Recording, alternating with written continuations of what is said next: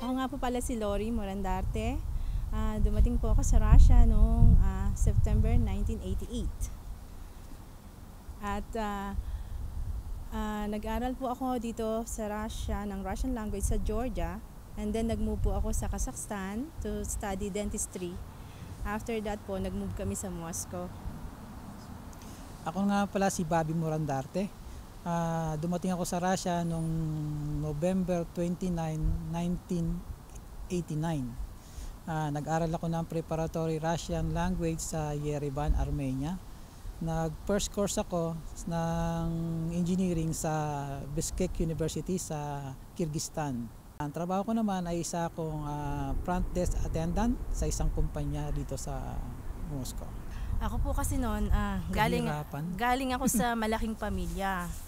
Hindi naman po yung gano'n na talagang totally na yung ayos lang, pero hindi ako kayang pag-aralan ng mga magulang ko as a dentist. So sinabi ko sa kanila, alis ako, nakapasa ako sa examen kasi simula high school ay scholar naman ako. Pinag-aaral ako ng isang sa Pilipinas sa school. Although while studying, nagtatrabaho naman ako sa school supply sa school. So ngayon nag-apply ako sa exchange student in Russia. Nakapasa naman ako kahit against yung mga magulang ko. Sinunod ko yung ng sarili ko na kailangan kong mag-aral. Alam ko it's hard pero tinry ko yun. Tapos nakarating ako dito. Actually ang dala ko talaga $10 lang sa wallet ko. $10 lang talaga ang dala ko sa wallet ko nung pumunta ako. That time is 13 kaming estudyante from different school. Merong galing sa Manila. Actually, yung pinaka-tatay namin, tinatawag na kasabay namin, stranded pa kami sa Singapore eh. Siya lang ang nag-provide ng lahat kasi nabot kami ng 3 araw sa Singapore. And then, nung naka-reach na kami sa Russia, may sumundo na lang sa amin, dila kami sa Moscow University Hotel. And then, from then, nakakatawa talaga kasi meron kaming sarili-sariling kwarto. May binigay sa aming mga ticket. They call it talon that time. Talon na yon, you have to go to the cafeteria. Ibibigay mo yon and they will give you food for all the students sa scholar. And then, wala kaming alam na kung paruski ba o ano. Ang alam lang namin is da and yet. Binabasa namin yan. Ang basa namin sa restaurant is pekto pa. Yun ang hindi ko makalimutan ng first time ko dito. And then, after 2 days, dinala na kami sa train station. Lahat ng mga mapupuntang Georgia, nagkasabay-sabay pa rin kami. The best experience na hindi ko talaga makalimutan is tuwang-tuwa kami. Ang lalaki ng brown bread na Chocolate. sabi namin chocolate bread. At saka ng milk. Yung pala is mapait na tinapay. At saka yung milk is kefir, like sour cream. So yun, nung dumating na kami doon, yun ang pinakamalungkot. Hindi ko masasabing malungkot kasi malayo sa pamilya. Masaya dahil 1 taong kami halos magkakasama pero we treated each other like a family. Walang telepono, walang internet. Pag nakatanggap ang isa ng sulat sa amin, babasahin ng malakas at kaming lahat makikinig. So pag ang sulat ng isa, ang lihim ng isa, lahat alam yon kung ano may nangyari sa pamilya mo sa Pilipinas, alam ng lahat yon. And that time, estudyante kami, ang stipend namin is only 100 rubles, pero babawasan siya ng 10 rubles para sa hostel, pang beddings, yung mga parang 90 rubles yung pero enough na yon para sa enough yun, hindi ka for naman for 1 month. Pero, nakakapanood ka pa ng sine nun pag maluho. Pero pag hindi ka maluho, makakatipid ka. Lahat ng mga ups and downs, naranasan namin magbenta ng bote before. Dahil sayang naman nandiyan lang. Pag binenta mo, makakabili ka na ng ilang pirasong manok, ilang pirasong nung estudyante kami yon. So, mahirap talaga dahil unang-una malamig. Tapos, hindi mo alam yung language. Pero natuto kami, you have to learn. Kasi right away, ilalagay ka na sa group na nobody speak English or nobody speak Spanish para talagang matuto kang magsalita. So, first 2 weeks, mag-aaral ka lang ng language and after that, i-add na nila kung it depends on your course. Lalagyan na ng biology, anatomy, and so on. Yun ang pinakamasarap at mahirap na experience na hanggang ngayon sinishare ko sa mga anak ko. Although dito sila pinanganak, meron silang lahat, nandito kami, may bahay na tinitiran na hindi nyo naranasan ka ako yung naranasan namin ng estudyante kami dito. Sabi ko sa kanila. Kasi ako nun ang nasa isip ko lang, ayoko mag-boyfriend, gusto ko mag-aral lang ako, tapusin ko pag-aaral ko. Yun lang nasa isip ko nun. Pero parang ang tingin ko rin sa kanya nun, it's really hard for him to be like alone. Parang kailangan din niya ng somebody na yung mapagsasabihan ng mga problem, ng mga kung ano yung pinagdadaanan, tsaka kung ano yung mga na success niya na pinagdaanan niya na kailangan niya pagsabihan. So, hindi naman sa totaling ayokong i-refuse ko or ano. So, parang inspirasyon, sumaya, maging just live rin yung yung pakiramdam. Bali kasi po noon, yung ang pinag-aralan namin magkatabi ng country. Nung time na yon ay may mga nag-gathering na mga Pilipino kasi yun lang ang time na magkita-kita yung mga Pilipino. In-invite nila yung Pilipino doon sa Karatig City. Kaya pumunta kami mas namit namin sila. Ayun, doon na nag-umpisa na tuwing Friday pa lang, Friday ng hapon, nagka-cutting classes na kami noon. Through sasakay kami ng bus. 4 hours yun para makarating lang sa kanila. Kasi 4 hours. Pagkatapos, Monday morning, ng umagang-umaga, mga 5 o'clock, may first trip. Sasakay uli kami noon ng bus pa uwi. Diretso na agad yun sa school. Every Wednesday ata nagpapadala ako sa kanya ng telegrama para makausap ko siya. Kasi estudyante, walang budget para magbayad ng telegram. Totoo po 'yun. Nung una, nung estudyante pa kami, medyo mahirap kasi nung una wala tayong katulad ngayon, may internet, may telepono, may kung ano-anong social tayo na pwede nating makita ang mga mahal natin at makausap sa Pilipinas. So, mahirap po talaga nung una. Lalo na't nag-iisa ka dito sa bansang Russia, malamig, wala kang kamag-anak, tapos iba yung kultura. Pero kaya naman pong maki-adapt. Kaya lang, nung nakilala ko po siya, medyo dumali ang buhay. Kasi pag may inspirasyon ka, mas madali yung yung pakikibaka mo sa kasi parang ginagawa mo to para sa kanya, ganun.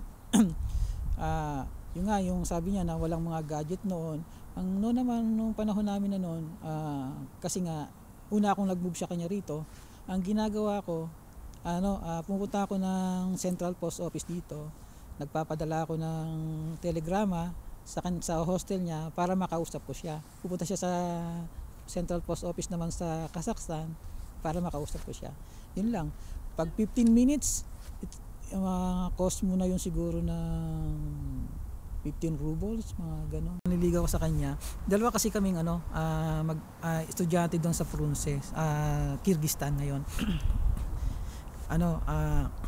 Yung isa naman gusto manligaw doon sa ka-roommate niya. Medyo hindi ka-type nung ka-roommate niya kasi medyo maangas nga yung isang kaibigan ko. Medyo rin. Ayun, ang ginagawa namin, every Friday na yon, pumunta kami sa kanila. Ang una, pupunta kami, hindi diretso sa kanila. Kunyari, doon sa isang kaibigan, doon lang pumupunta. Pero ang pakay namin talaga sa kanila. Pag yung siya nga, marilig sila magluto, may experience pupunta kami palagi sa kanya kasi nakikikain ako sa kanila, makita rin siya. Ayun, doon habang tumagal, nagpapadala nga ako ng telegrama para makausap. Pero ang padala ko ng telegrama ay doon sa room nila. Kung sino yung pupunta doon,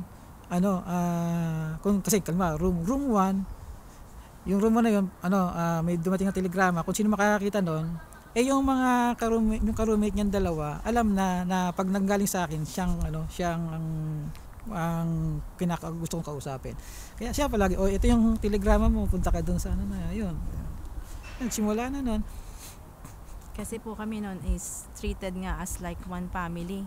Yung experience ko na yun, yung initial year ko is nung ako'y preparatory. Nung dumating naman ako sa Kazakhstan, may mga older students sa akin. Mga med students sila, mga doktora na po ngayon sa London, sa Pilipinas at sa US. Pero ang karamihan ay nasa Pilipinas. Ano po kasi noon, ako talaga mahilig magluto. Kaya yung mga sila, laging pumupunta sa hostel namin, "Oy, Lori, may niluto ka," ganyan-ganyan. Sabi ko, oo. Pero one time, dumating sila sa hostel ko, exam ko noon ng anatomy. Nanghiram ako sa laboratory ng yung brain, inuwi ko. Kasi nakalagay dito ang Russia kasi ang nakalagay sa kanila may formalin yun. Pero nakalagay sa parang kaldero. Kaldera. Bukas sila, dumating gutom na gutom. Sabi niya, "Uy, may pagkain." Sabi ko, "No." Binuksan utak pala na ano. That's the worst. Kaya yung mga experience na, di ba sa atin nga, yung mga ganyang experience na excited kasi masyado ako noon nung first year ako sa university ng medicine. Talagang hindi ko alam yung feeling ko na yung nanay ko pinadalan pa niya ako ng gown na yung pang med. Ganyan, sabi ng teacher namin sa anatomy, sino ang may guantes, sino ang may gown for the yung pala bawal. Sabi ko, meron. Yung pala, wag gagamitin, kamay diretso. So, yung mga experience, ang daming experience na talagang unforgettable. Nung kasing time na yon, sinabi niya na, actually nung kinasal kami, nagsama na kami. So, we've been like 3 years together before we got married. At nung kinasal na kami, meron na kaming nika. So, before kasi napakahirap mag-ayos ng mga papel na you're only a student. That was 24 years old siguro ako nung, kasi 23 ako nung 25, yeah. Kasi nung when we have nika 24, yeah. So ang hirap pong mag-ayos ng dokumento para magpakasal dito sa bansang Russia. So tinulungan lang po kami ni Consul Dilim dito para ma-arrange everything. Yun. Para sa amin po kasi talagang napakahirap dahil first time mo na yung magbubuo ka ng sarili mong pamilya, malayo ka sa mga magulang mo, sa mga kamag-anak mo, na may anak ka, napuyat ka, that you have to go to work early in the morning. So alternate kami. Siya sa araw, gabi siya nagtatrabaho. Ako naman ay sa araw. So alternate kami. Pero nalampasan namin lahat yun kasi nga inspirasyon namin yung aming maliit na sa ngayon nga siya is graduating na siya ng 4th year sa university dito. Talagang tuwang-tuwa kami. Ako talaga honestly, kaya fully support ako sa Philippine Embassy natin dahil talagang sabi ko thank you Lord for giving us Ambassador Soreta. At thank you Lord for having President like Rodrigo Duterte. Yeah. Kasi nga. Yeah. Kaya 100% ang support ng family namin. Kaya anything that we can help, gagawin talaga namin. Nakakatuwa sa Pilipinas kasi nga nag-volunteer kami na maging yung tulungan yung mga delegate. Kagabi, pinicturean ko yung front page nung ID namin. Tapos pinadala ko kay tatay. Yung tatay ko, diehard Duterte. Nandiyan na pala si Duterte. Wala pa tayo, masyado kang excited. Pero ito, binigyan na ako ng paska ko para makita siya. Kanya, talaga? Ang programa nga na gustong-gusto namin, yung talagang anti-drugs run. Yun talaga yung kasi nga, ang dahil sa ating krimen. Alam mo, pag umuwi kami sa Pilipinas, pag ba nagbabakasyon, parang natatakot ako na baka may mangyari sa iyo, gano'n. Sarili mong bansa. Kung tumahol pa lang ang aso, natatakot ka na kasi para bang something is going on na. Pero since nung ganyan, okay, masarap nang umuwi ng Pilipinas dahil nakita mo bala na marami nang nalinis. Maraming lahat ng programa tungkol sa mga OFW na binibigyan niya ng pabor yung mga katulad namin na nasa ibang bansa. Dahil hindi talaga mahirap ang maging OFW Ang hirap ng malayo sa mga mahal sa buhay, sa pamilya, at hindi birong magtrabaho sa abroad. Hindi rin lihim sa atin kung paano magtrabaho dito sa Russia. Pag sa abroad, halimbawa may tinapos ka, para bang unang step mo, hindi mo mapapasukan yung tinapos mo . Kung ano yung available na trabaho, igagrab mo yun. Sabi yung ang mga Pilipino, ganun talaga, di ba? Yung, kung ano yung engineering ka, doktor ka, pero may OP na ganun. Yung stepping stone mo yun. Kaya sabi nga po namin, kami dito pantay-pantay. Walang doktor, walang teacher, walang helper, lahat iisa lang, pantay-pantay po kami. Kasi karamihan mga graduate ng doktor, pero they're working also as a nanny, as a teacher. So, pantay-pantay lang talaga. Ang ano ka lang, mag-iingat. Mag-ingat kung anong agency o trabaho ang papasukin. Kasi napakahirap talaga dahil alam ko ang daming pumupunta dito na sinasangla na ang lahat. Tapos pagdating dito, alamin muna kung may trabaho, kung ano ang sitwasyon ng bansang pupuntahan. Yun ang mapapayo ko talaga. Kasi hindi biro talaga. Hindi kasi ang alam mo naman sa atin, si ganito ang ganda ng buhay doon sa anong yun. Pagkatapos merong isang galing dito, uy, gusto mo punta roon, ganito, ganito yung babayaran mo, galalala. Ikaw na maingganyo kasi nga nakikita mo yung isang tao na yun, siya, asensado.